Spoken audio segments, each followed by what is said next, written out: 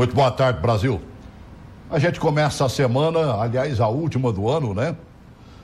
Falando de política. Embora o Congresso esteja parado, Câmara Legislativa parada, a sua aí deve estar parada também. Tem umas raríssimas exceções que estão votando aí as necessidades mais do governador do que do povo, né? Que ainda continuam fazendo algumas coisinhas. A grande verdade é que preocupação, principalmente nos estados brasileiros, alguns deles vivendo em penúria, como o Rio de Janeiro, o Rio Grande do Sul, né?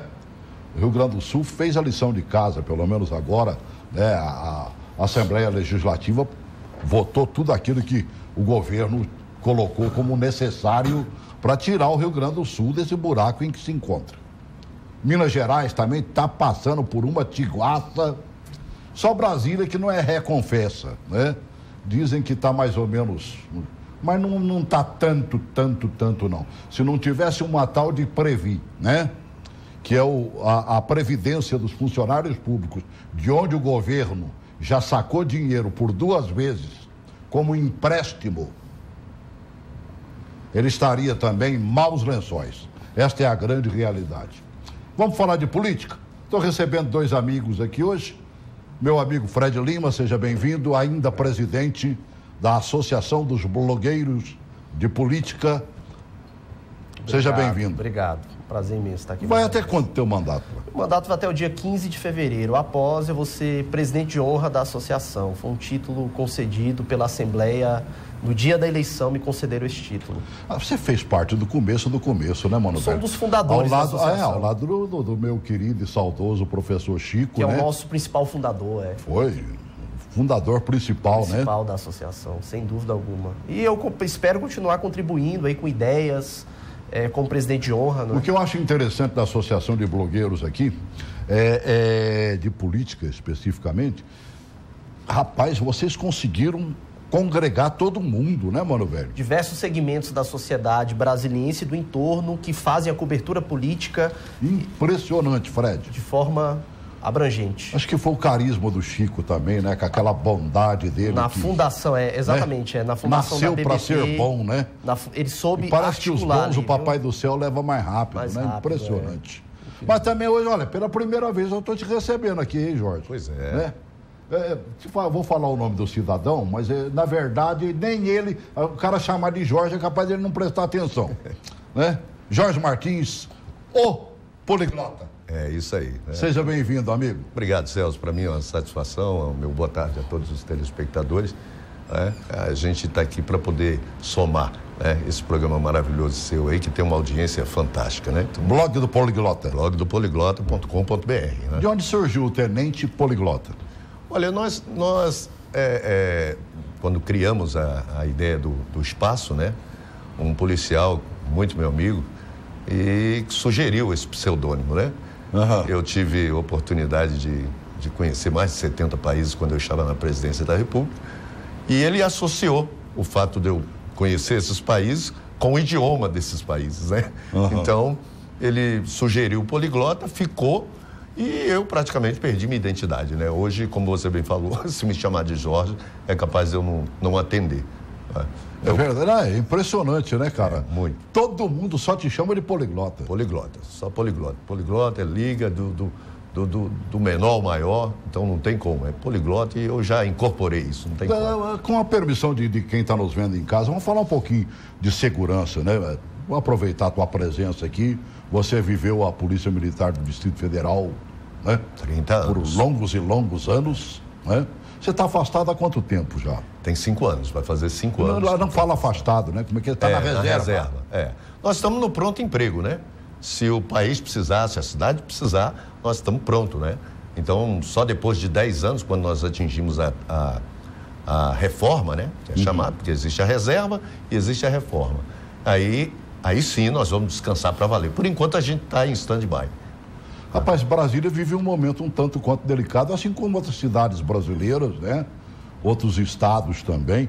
Nós estamos vivendo um problema de segurança seríssimo, cara. Você vê o pessoal saindo lá para passar o Natal em casa, o cidadão já no meio do caminho aprontando.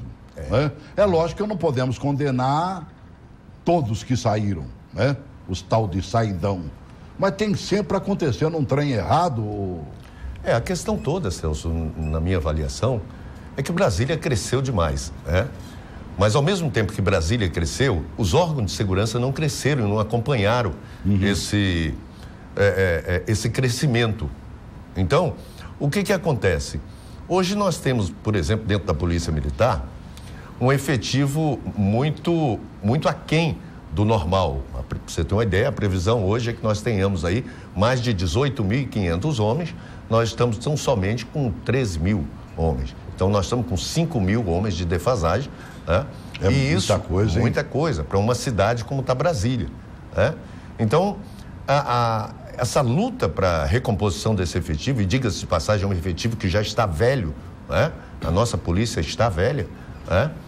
É uma dificuldade que já vem desde o governo anterior. Complica a vida de todo mundo, né? Porque a Polícia Civil passa pela mesma necessidade. Sim, com toda certeza. Né? Já tive a oportunidade de conversar aqui com colegas da Polícia Civil e eles mostraram claramente que há uma defasagem premente. Esse é o maior problema de todos os órgãos de segurança hoje, né? O Corpo de Bombeiro é o que ainda sobrevive um pouco melhor, né? Mas mesmo assim tem um seu efetivo bastante defasado. Sim, a gente sabe que o policial militar é aquele que vai para a rua, né? E que, né? É o homem de frente, o homem né? de frente.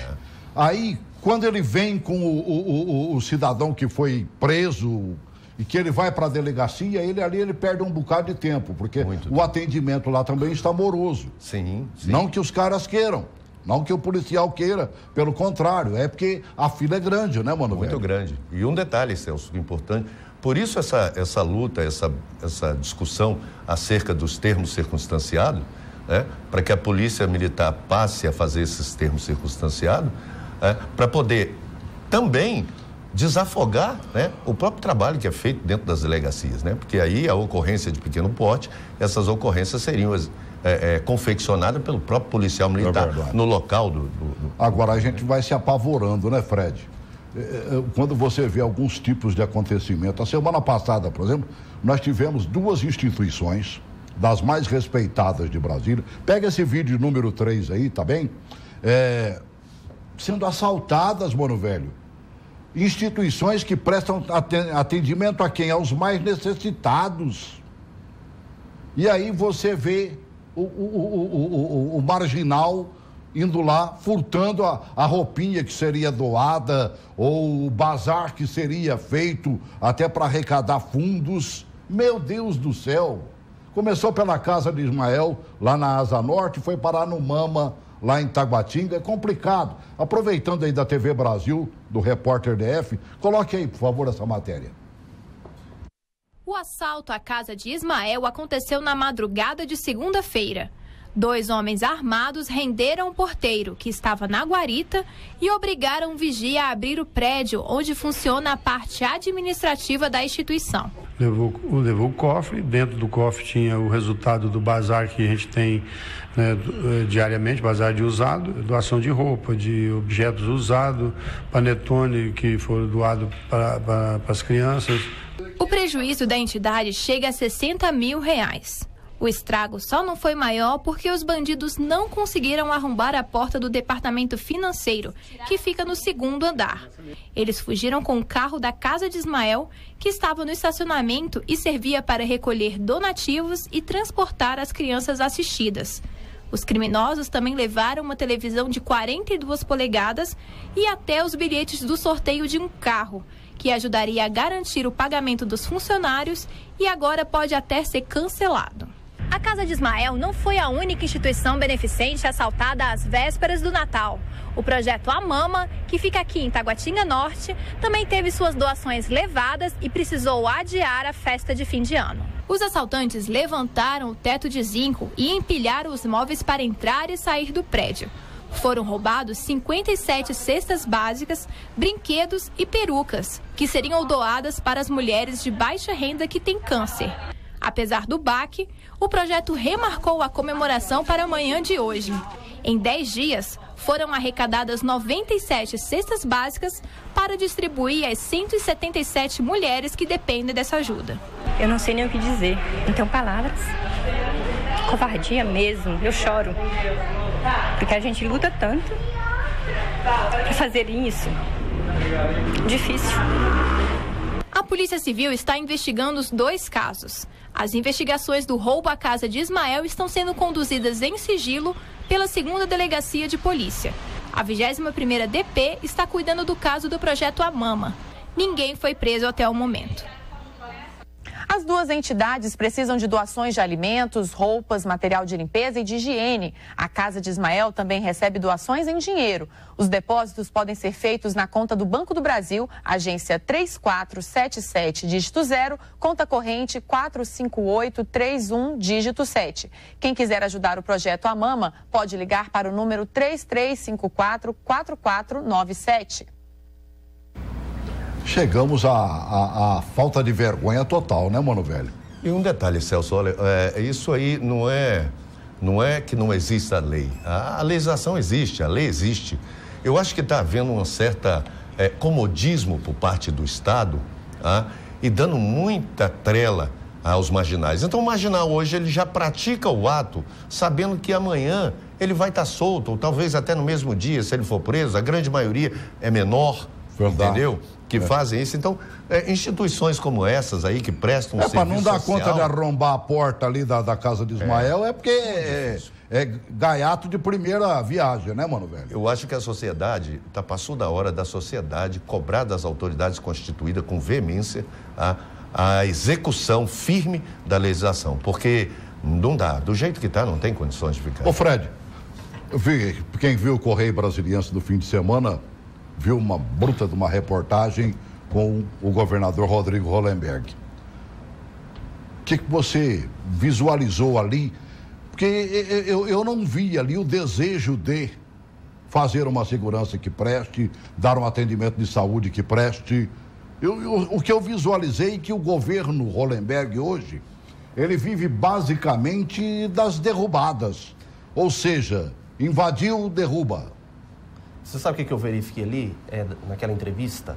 O governo continua teimando, que é um governo teimoso, tratando as derrubadas com obsessão.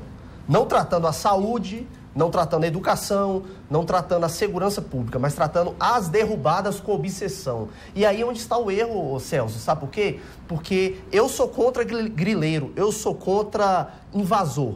Só que isso, poliglota, não pode ser tratado com obsessão, até porque todo mundo sabe a questão complexa fundiária de Brasília. Sim. Todo mundo sabe que é uma questão muito complexa. Então, quando ele trata isso com obsessão, ele deixa de tratar a segurança pública com obsessão, a saúde e a educação. E aí a gente vê esses exemplos aí, como aconteceu na casa de Ismael e no projeto Mama. A gente vê esses exemplos. Por quê? Porque a gente tem um governador que está deixando de tratar como prioridade áreas essenciais e está tratando a derrubada e o projeto do lago, o projeto da orla, como prioridade. Esse que é o problema. Então, aquela entrevista do Hollenberg, eu encontrei vários erros ali que ele foi dizendo. Um deles é com relação à economia. A economia, Celso, todo mundo sabe da crise econômica que a gente está passando. Agora, sabe o que o governador Marconi Perillo fez? Que é aqui do nosso lado? Em vez dele ficar no gabinete dele, acompanhado pelo ar-condicionado e reclamando da crise, ele foi buscar investimento lá fora, para o Estado. E fez a maioria dos prefeitos que ele apoiou se elegeram. Então, é um governador... Nenhum governador que tenha que não esteja trabalhando pelo Estado consegue fazer a maioria de prefeitos. Não consegue fazer. Ele conseguiu. E ele Essa conseguiu. que é a grande verdade. Você, como vice-presidente do DEM, Poliglota é o vice-presidente do DEM aqui do DF, né? Exato. Você sabe bem, né, mano velho? Se o político não, lá na frente e não trabalhar em benefício da população, não consegue fazer nada, não. Não consegue. E um detalhe, nós hoje temos uma sociedade muito mais politizada. Ela lê muito, as redes sociais foi um mecanismo que veio para trazer uma informação muito precisa e imediata para o cidadão, para o eleitor.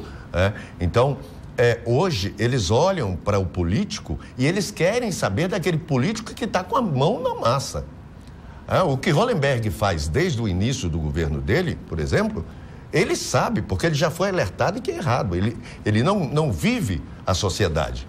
Ele vai para um evento, ele vai para outro, mas a sociedade não sente segurança naquilo que ele fala, naquilo que ele emite, não consegue. E se ele continuar desse jeito, ele vai passar os 4 anos completamente obsoleto, como está já nos 2 anos de governo dele. Perderam-se 2 anos. Então, a partir do instante que a sociedade, o eleitor que confiou o voto, não consegue ver no político dele a responsabilidade de cuidar da cidade dele, de olhar no olho dele, ele desacredita desse líder. Mas e às vezes são coisas simples que podem ser feitas para melhorar a vida das pessoas. Sem dúvida. Eu estava olhando um estudo norte-americano que saiu a semana passada, se eu não me engano, na quarta-feira da semana passada, mostrando os lugares que estão mais afetos à falsificação e à pirataria. É lógico que botaram o Brasil entre, né, as muitas nações que são praticamente permissivas nessa área, e do Brasil, é lógico, São Paulo, a maior cidade brasileira, pulou na frente, né, como o lugar onde se pratica tanto a venda e olha lá se não se falsifica também, né, e a pirataria comendo frouxo. Então, é complicado demais. Falou em... Eu vi, por exemplo, Buenos Aires, eu nem sabia que Buenos Aires também navegava tanto. Falou de Cidade del Este aqui, essa a gente já sabe que vive única e exclusivamente, né, de pirataria mesmo, não vive de outra coisa. Então é muito complicado. Se você combate um tipo de coisa dessa, você está fomentando que as nossas pequenas indústrias renasçam, já que elas foram mortas, né? A maioria das nossas médias e pequenas indústrias simplesmente fecharam as portas. Por quê? Porque não ia competir com quem faz a pirataria acontecer.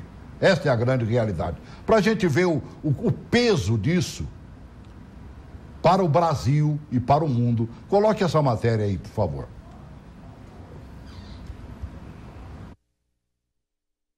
O anúncio do governo agradou os trabalhadores, que já fazem as contas desse dinheirinho extra. Para pagar as contas, né? Que eu quebrei o braço agora esses dias e eu tô parado, aí eu vou pagar as contas. Eu vou pagar o que eu devo, né? O que eu tenho. Tá devendo muito? É a número 4, por favor, né? Aí pode colocar para mim, por favor. Assinada hoje pelo presidente Michel Temer, estende o programa de proteção ao emprego, que passa a se chamar Programa Seguro Emprego. Ele permite a redução da jornada de trabalho com um salário menor. Parte da renda do trabalhador é complementada pelo governo. Já as mudanças na consolidação das leis do trabalho serão feitas por meio de um projeto de lei. A proposta deve ser enviada ao Congresso em fevereiro, com pedido de urgência para análise. A jornada de trabalho em tempo parcial, hoje limitada a 25 horas semanais, sem possibilidade de hora extra, passaria a ser de até 30 horas semanais, ou 26 horas, mais... Francisca vem do Recife todo fim de ano para São Paulo para vender roupas na rua. Ambulante e revende mercadorias. E o preço é bem mais em conta do que em lojas de shoppings. A réplica, ela faz muito parecido, entendeu? Muito parecido mesmo. Inclusive, eu tenho etiqueta que vem de lá com valor de R$129. Entendeu? Eles vendem, eu acho que para loja, e eu vendo por 20. Mas não é só roupa que o cliente encontra por aqui. Tem tênis, bolsas e outras mercadorias falsificadas ou pirateadas. 2 maços de cigarros saem por R$5, praticamente a metade do valor dos originais. O cigarro é o campeão da pirataria no país. Vou lá no Brás para lá. Aí eu pego o dinheiro, compro a mercadoria. Aí o dinheiro que eu tiro é meu. E eu quero ficar de boa. O Brasil está na lista anual de pirataria e falsificação dos Estados Unidos, divulgada nesta quarta-feira. Pontos tradicionais de comércio informal da capital paulista são citados, como a Galeria Pajé e a Rua 25 de Março. O documento aponta ainda que o contrabando, a pirataria, as falsificações e os produtos roubados geram prejuízos de quase 4,5 bilhões de dólares, segundo a Federação das Indústrias de São Paulo, o que daria mais de 14 bilhões e 600 milhões de reais hoje. Isso provocou a perda de mais de 110 mil postos de emprego no ano passado no estado de São Paulo. O diretor da Associação Brasileira de Combate à Falsificação e à Pirataria diz que os prejuízos em todo o país são muito maiores. Chegam a 120 bilhões de reais. Essas perdas se dão tanto em arrecadação tributária como em perda de faturamento das indústrias legalmente estabelecidas que são vítimas desses crimes. Agora, é importante ressaltar que toda vez que o governo aumenta a tributação sobre o setor produtivo, o problema do contrabando e da falsificação aumenta, a sonegação aumenta, a arrecadação de impostos diminui e a produção industrial também. Então deve-se olhar com muita atenção esse fato para tentar diminuir as alíquotas do setor produtivo para que nós possamos ter mais competitividade frente ao produto falso. Fizemos um probleminha aí, né? Antes de você ver este último vídeo, entraram dois um pouquinho diferentes aí. O programa ao vivo é um negócio, né? O colega, acho que comeu demais no Natal, né? Tá meio sonolento e tal, né? Pelo menos peguei ele sentado ali agora. Fui obrigado a sair daqui. Mas, meu amigo Fred, pelo amor de Deus, cara, o que a gente mais percebe é o seguinte, a necessidade de emprego no Brasil. Se você fecha as portas, e você vê que está todo mundo fechando as portas. Basta andar aqui por Brasília e qualquer outra cidade brasileira que você vai ver portas fechadas. Se o comércio fecha as portas, ele deixa de comprar da pequena indústria, da média indústria e até da grande indústria. E aí complica tudo. Como é que a gente sai de uma dessa, mano, velho?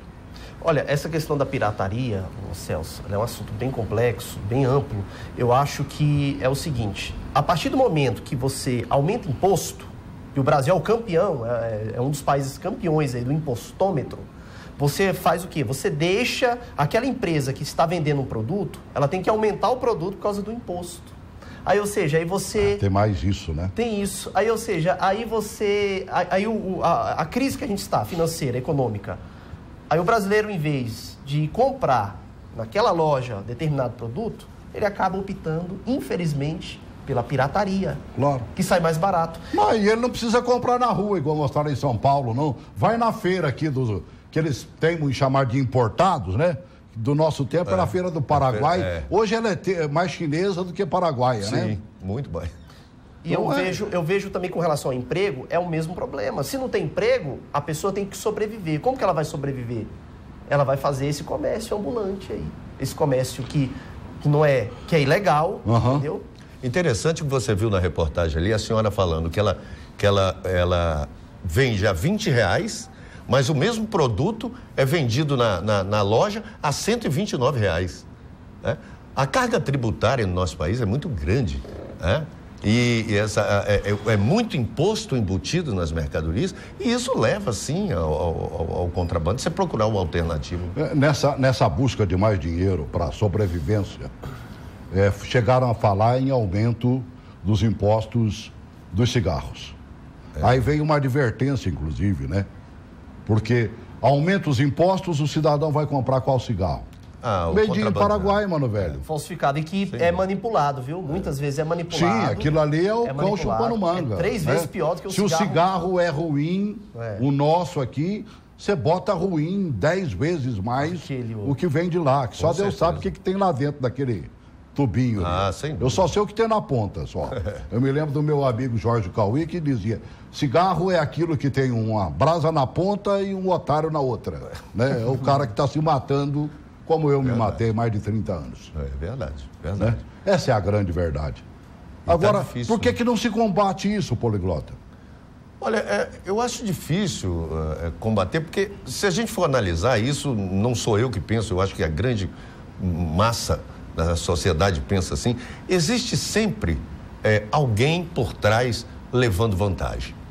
Infelizmente, nós estamos passando um processo muito complicado já há tempo, agora ele veio mais à tona, né, com essas revelações de corrupção no país. Então, hoje a sociedade olha isso dessa forma. Não, alguém está levando vantagem para que isso aconteça. Né? E a tendência é aumentar. Cada peça daquela roupa que a mocinha estava vendendo, cada tênis falsificado, cada maço de cigarro vendido, né? Desses aí, não se arrecada absolutamente nada. Para o fisco brasileiro, mano, velho. O prejuízo é total para o país, né? Então nós estamos vivendo sabe, cada vez com menos dinheiro no caixa do próprio governo e ele tentando tirar do nosso bolso a subsistência. É complicado. Isso só faz crescer esse comércio. Só faz crescer. Por quê? Porque aumenta o imposto, aumenta o imposto e gera tudo aquilo que eu falei. Entendeu? Que é aumenta o imposto em vez de você querer comprar em uma loja um determinado produto, igual ela mostrou ali, 120, 120, né? 129 na loja. Ela vai comprar o quê? Ela falou que estava vendendo, parece que por 20, né, Carol? Por 20, então. A diferença é muito grande. E aí, Celso, aí a gente se remete novamente ao passado e entra naquela questão de efetivos. Porque a Receita Federal não tem pessoal suficiente, porque como é que você vai combater isso? Um dos caminhos é a fiscalização. Mas se você não tem mão de obra para fazer essa fiscalização, como é que vai produzir mais? Por que de repente a polícia dá aquelas batidas na feira dos importados e carrega praticamente lá várias bancas, tira todo o material que eles estão vendendo? Porque sabidamente são piratarias. São piratarias, com certeza. Agora, se isso fosse feito todo dia e outro dia também, mais dia, menos dia, eles teriam que parar de vender porcaria lá. Sim. Ali realmente já virou praticamente um outro país, né? Porque você entra ali dentro da Feira dos Importados hoje, né? Você vê poucos brasileiros, né? Você encontra mais imigrantes ali dentro do que o brasileiro. E ele sabe que essa facilidade no Brasil, ele encontra, né? Então, quando a polícia faz as batidas junto com a Receita Federal, ela já está no limite. Mas ela não tem condições de fazer isso. Pelo que eu percebi, eles só vão depois de feita uma denúncia, né? Só. Por exemplo, a Vuitton, por exemplo, fala assim, estão vendendo bolsas pirateadas, né? Sim. Iguaizinhas geralmente a nossa são e tal. denúncias. Aí eles vão lá e saca tudo. Estão vendendo o Ray-Ban, exatamente, né? Ou Prada, ou outros grandes nomes aí e tudo mais. Aí eles vão naquelas bancas específicas. Já vão com tudo preparado, né? Porque já sabe, já tem informação. E também a Polícia Federal, ela tem junto com a Receita, ela tem um trabalho de inteligência muito bom. Então, eles têm inserções nesses locais, né? Justamente para observar o que está acontecendo, o que está entrando, o que está saindo, né? E já houve suspeita, e geralmente onde tem esse tipo de contrabando, né? Existe contrabando de coisas mais sérias. Rapaz, né? O que eu fico imaginando é o seguinte, o quanto se deixa de arrecadar. Porque os impostos são pesados. E cada vez mais pesados. Porque se deixa de arrecadar, aumenta-se os impostos. Igual estavam querendo fazer, se é que já não fizeram, aprovando aí do cigarro mais uma vez. Sim. Mesmo com o alerta de que eles nada mais farão do que aumentar a vinda de cigarro lá do Paraguai para cá. Essa é que é a grande verdade. Se o Estado deixa de arrecadar, ele consequentemente deixa de cumprir suas obrigações. Com certeza. O que ele pagava em dia não paga mais. Nós vimos Brasília trazendo dívida do governo anterior para o atual governo, né? De prestação de serviços, mano. Coisas seríssimas. Na área de saúde, na área de educação, na área de segurança e tudo mais. É complicado. Eu acho que o maior exemplo neste momento é o estado do Rio de Janeiro. Eu estava vendo na sexta-feira, né, na antevéspera do Natal, uma matéria mostrando o pessoal levando pão e água para a rua lá no Rio de Janeiro, para mostrar que eles vão passar ou iriam passar o Natal da Tiguaça. Né? Não fosse uma ação ali de alguns que estavam ajudando e fazendo uma cestinha básica para cada um ali, o negócio ia ser pior a emenda do que o soneto. Eu vou aproveitar essa matéria, onde falar hoje, você fique sabendo que era sexta-feira, né? Não editamos, não. Coloca ela na íntegra aí, por favor.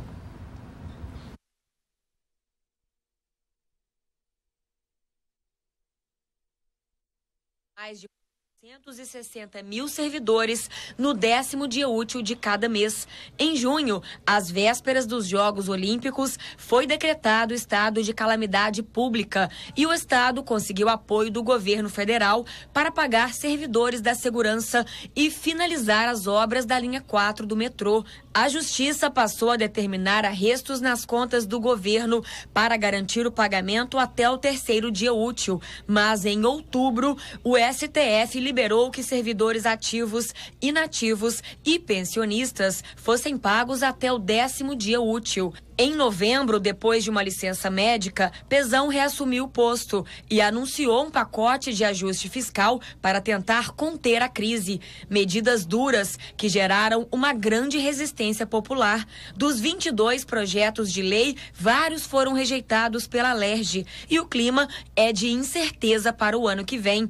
Os salários passaram a ser pagos em parcelas, mas o pagamento de novembro, que teria que começar hoje, foi adiado para o ano que vem. Se nada mudar, será pago em 5 parcelas. A primeira delas sai no dia 5 de janeiro, no valor de R$ 264. E a última, só no dia 17. Com salários atrasados, servidores de várias categorias organizaram mais um protesto às vésperas do Natal. Eles se concentraram aqui no Largo do Machado, na zona sul do Rio, e daqui vão seguir encaminhada até o Palácio Guanabara, sede do governo do estado. Lá, eles vão organizar a Ceia da Miséria. Diferentemente do cardápio tradicional, que inclui rabanada e bacalhau, a ceia dos servidores vai ter pão e água. Nós não queremos aumento, nós não queremos plano de cargo, nós queremos simplesmente o nosso salário, a nossa fonte de sobrevivência. Novembro vai receber picotado a partir de janeiro, mano, velho. Você sabe o que eu vejo? Aí falta de dezembro, falta 13º, com certeza. Revoltante, né? Eu acho que é uma falta de planejamento que a gente vê também aqui na nossa capital. Entendeu? O governo, quando ele inicia o ano, ele já tem que começar a planejar o salário do servidor de janeiro a dezembro já. Ele não pode chegar no meio do ano e fazer e prometer uma coisa que não vai cumprir. Isso aconteceu com o governador Rodrigo Hollenberg. O que ocorreu em outubro do ano passado? Simplesmente para acabar com a greve do professor, por exemplo, ele disse o quê? Não, nós estaremos pagando a última parcela do reajuste dado do aumento ao servidor público em outubro de 2017. E o que ocorreu?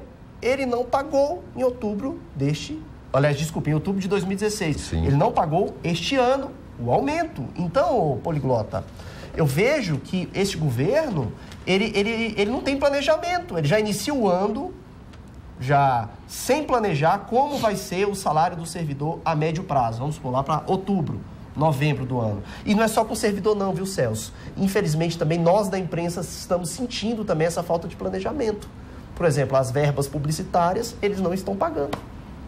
Até aí, é? Até nós da imprensa sentimos isso, com relação às mídias publicitárias veiculadas. O governo não está pagando.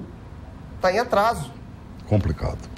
E fica difícil você, no caso da imprensa, como você vai fazer um trabalho de divulgação de um governo que ele falha com o próprio órgão, com o próprio instrumento que é o responsável pela divulgação do trabalho dele. Prestador de complicado, serviço. Né? E aí, por causa de um meia dúzia, vem a desconfiança de todos nós, né? Verdade. E aí o meio político paga o preço disso aí. Você milita nessa área do meio político, né? Como vice-presidente do DEM, você sabe melhor do que ninguém que cada vez está mais difícil se dizer político nesse país. Sim. Uma amostra disso, olha, o Senado tem um trabalho bonito, né? Em que você entra em contato lá e vota sobre determinados assuntos, mostrando a sua opinião, né? E o Legislativo, olha, vê, proposta de diminuir o tamanho do Congresso é o tema que mais mobilizou a população no site do Senado desde que foi aberta a consulta pública.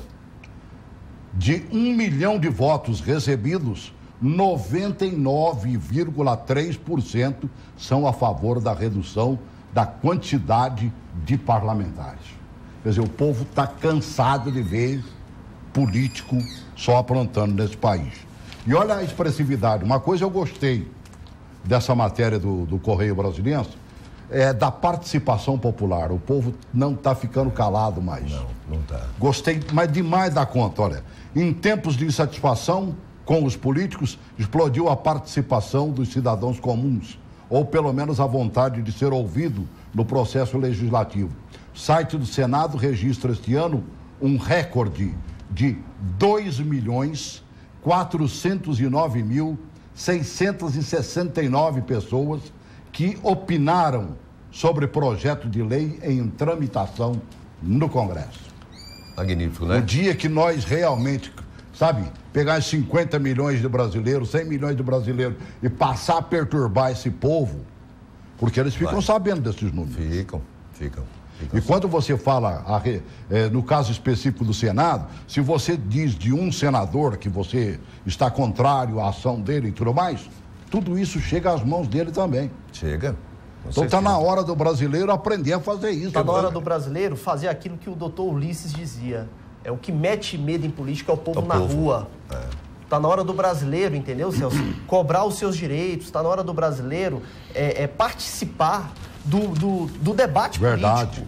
Essa questão de brasileiro que não gosta de política, infelizmente, ele vai acabar sendo governado por quem está aí, por quem já passou. Entendeu? Então, está na hora do brasileiro se inteirar disso e ir para a rua. Ir para a rua. Por que pararam de ir para a rua? Mas aí, um detalhe, foi bom você falar nisso aí, Fred, porque a gente falou ainda há pouco da tecnologia. Depois da criação de determinadas ferramentas, né, que hoje é utilizada, ao mesmo tempo que o povo é exigente e cobra, olha que coisa magnífica esse trabalho do Senado, né? E eu ouvir o povo, mano. Não é? Eu não sei se você se recorda, eu lembro muito bem disso, o ex-senador falecido Hannes Tebet, ele tinha um projeto semelhante a isso. Verdade. Onde reduzia, onde ele sugestionava, né, a redução do quadro tanto da Câmara como do Senado.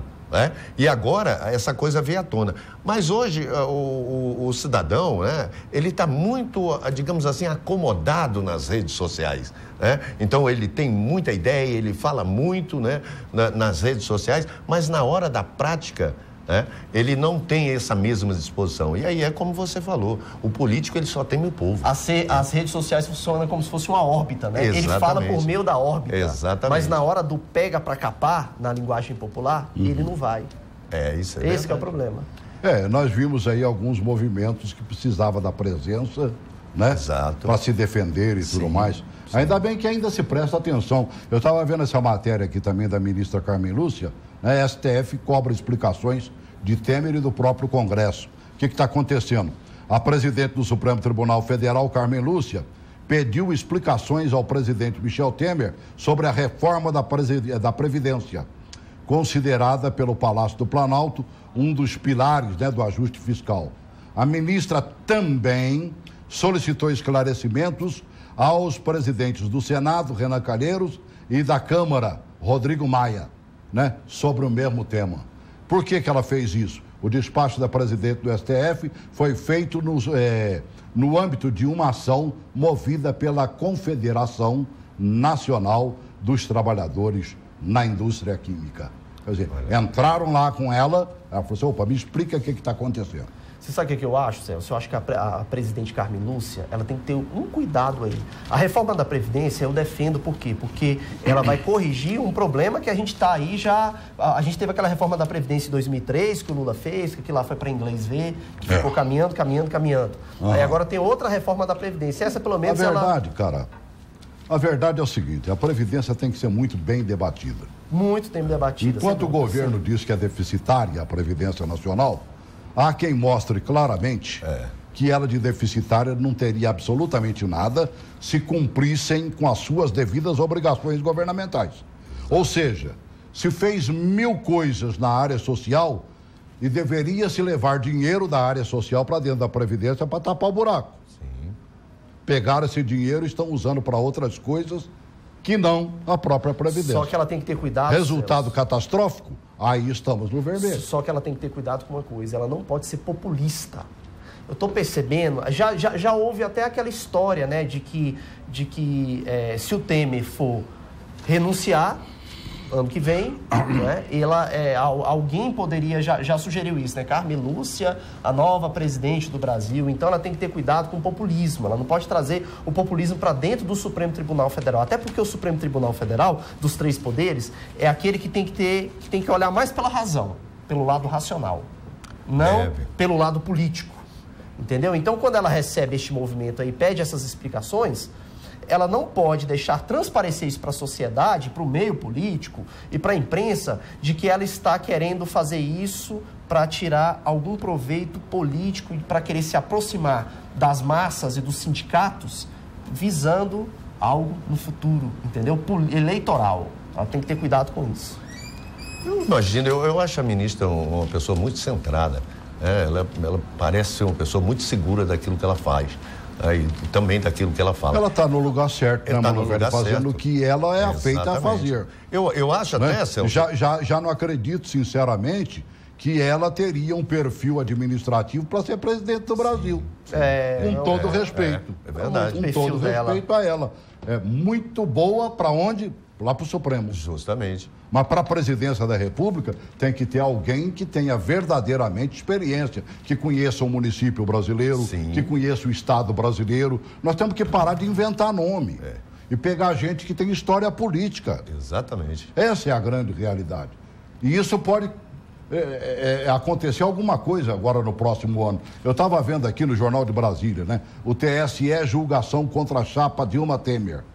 O presidente do TSE, Tribunal Superior Eleitoral, o Gilmar Mendes, né, afirmou que o processo em que o PSDB pede a cassação da chapa Dilma Temer, eleita em 2014, poderá ser julgado pela Corte já no primeiro semestre desse ano, de 2017. O ano novo está chegando aí. Segundo o ministro, que fez um balanço dos trabalhos do tribunal em 2016, o início do julgamento depende da liberação do voto do ministro Herman Benjamin, relator das ações. Ele só está faltando isso para começar a julgar. E aí não faltam subsídios, né? Subsídios para que haja uma cassação, que seria da chapa, né? Da chapa. Dilma Temer. Mas aí o que nós teremos? Um presidente eleito pelo Congresso Nacional. Meu Deus, quem é que eles vão colocar como presidente? Eu já ouvi a história do próprio Fernando Henrique Cardoso, né? Que seria o nome o nome para ocupar a presidência da República de forma indireta. Eu vi o nome dele, só que ele negou.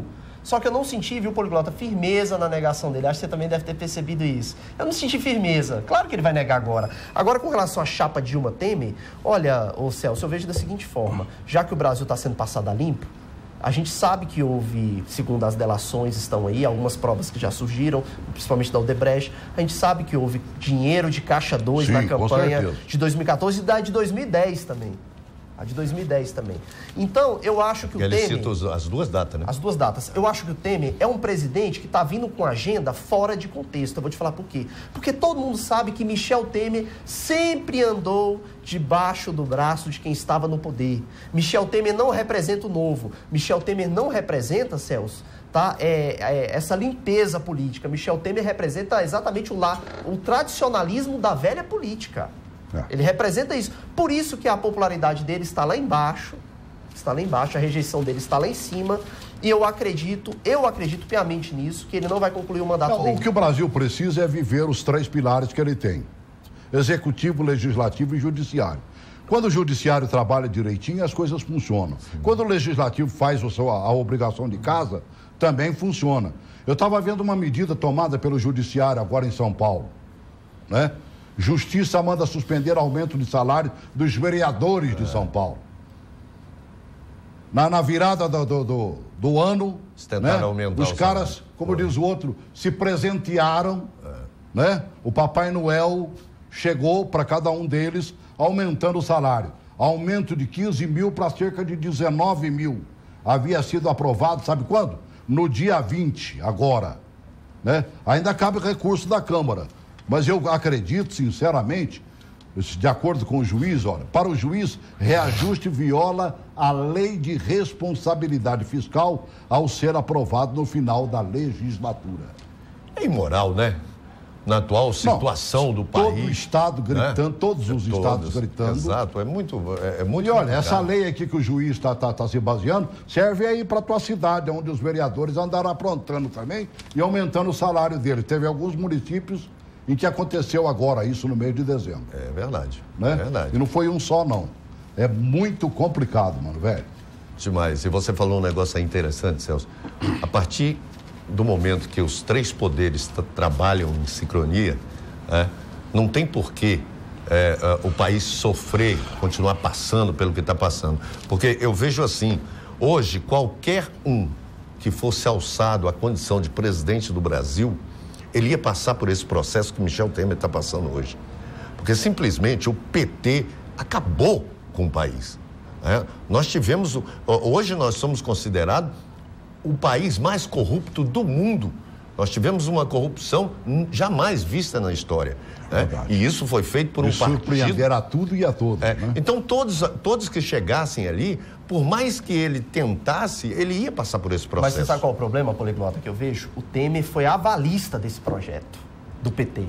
O Temer foi vice-presidente da República de Dilma Rousseff, do PT. O Temer até então andava de mãos dadas com a Dilma e o PT. Então o Temer, para mim, ele representa o velho, a velha política, o velho sistema. Por isso que a popularidade dele não decola. E eu digo mais, e não é por causa de medidas impopulares, não. É porque a população cansou, Celso. Eu acho que a população está vendo que o PMDB, sabe, que andou com Fernando Henrique, que andou com Lula e que andou com Dilma, é o mesmo PMDB que está querendo vir agora com um novo projeto, mas ele simboliza o atraso, o antigo projeto. É muito complicado. E nós chegamos num processo também, né, Celso, que a própria legislação praticamente obrigava a isso. Não existia um mecanismo, na época, né, do impeachment, por exemplo, de vocês, não se coloca o Temer, vamos colocar outro. Não, a legislação estava ali, clara, né? Botou ali quem assumia, era ele, não tinha como. Claro. E hoje, infelizmente, a gente tem que torcer para que pelo menos amenize um pouco a situação, para o país poder caminhar, para andar, né? Olha, que se preste atenção na eleição agora dos novos presidentes da Câmara e do Senado, para que a gente eleja alguém que tenha competência e que, sobretudo, não esteja pendurado na justiça e que seria impedido de substituir numa emergência, numa necessidade de viagem, o presidente da República. Tivemos agora uma eleição na Câmara local, né? Legislativa. Entendeu? É complicado. Essa que, aliás, nós estamos acabando o programa. Essa eleição do Joey, como é que você viu isso aí? Olha, na Câmara Distrital. A eleição do Joey foi um recado da Câmara, eu vejo, em si, para o governo Rodrigo Hollenberg. Por quê? Porque, apesar do Joey ser um aliado do governador, estava claro que o candidato predileto dele era o HCL Maia. E Rodrigo Hollenberg, em vez de ajudar HCL, ele foi prejudicar. Por quê? Porque bem lá no final, a gente sabe como que o governo usou a máquina para eleger o HCL, aquilo foi prejudicar. Por quê? Porque o governo está mal avaliado. E não é só entre a população, não. Depois, mal avaliado entre os distritais depois também. Que o Hélio Doyle, na sua página do Jornal de Brasília... O Hélio Doyle falou perfeitamente. Disse o seguinte, o Hélio Doyle sabidamente fez parte e continua meio que fazendo parte do governo Hollenberg, né? Mas ele próprio disse, o que derrotou o HCL foi o Hollenberg dizer-se a favor da eleição dele. Meu Deus. E o detalhe, Celso, olha só, para fechar isso aí, eu vi muita imaturidade por parte do governador. Um governador que se propõe a apoiar um determinado candidato, ele tem que deixar uma gordura. Ele não deixou gordura nenhuma, então ele pagou o preço, né? Sem dúvida. É verdade. Pagou o preço. O que a gente quer é que se governe a partir de 1º de janeiro. É verdade. Que Joey Vale faça um bom trabalho. Também. Ou outro que faça lá, né? E acima de tudo, se fiscalize, que é uma das obrigações dos parlamentares. Fiscalizar o executivo. Entendeu? E aí sim, ajudar a governar, mano, velho. Porque fiscalizar não quer dizer que você está pegando no pé, não. Você está ajudando a governar. Cristóvão disse isso aqui, ó. Ai de mim não fosse o Luiz Estevam, mas ele bateu o tempo todo, Cristóvão. Falou sim, mas ele fazia com que eu trabalhasse e prestasse atenção no que estava fazendo. Essa é a grande verdade. Poliglota, volte sempre. Muito obrigado, Celso. Tá bom? Venha sempre. Fred, bom te ver, querido. Obrigado, viu? Obrigado por ter vindo mais uma vez. E a gente continua aí, né? Durante a semana toda, falando um bocadinho de política, né? E vendo o que vai acontecer com esse Brasil. Tomara que melhore em 2017. É o que a gente está pedindo para o Papai do Céu nos ajudar, porque só Deus na causa mesmo. Grande abraço.